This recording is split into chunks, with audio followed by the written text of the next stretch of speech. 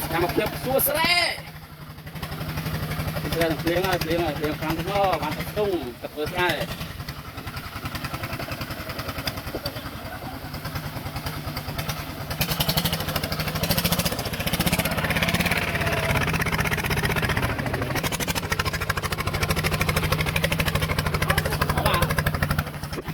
anh em chặt rồi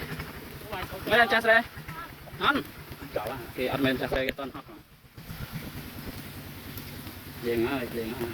đẹp đó cho anh chăng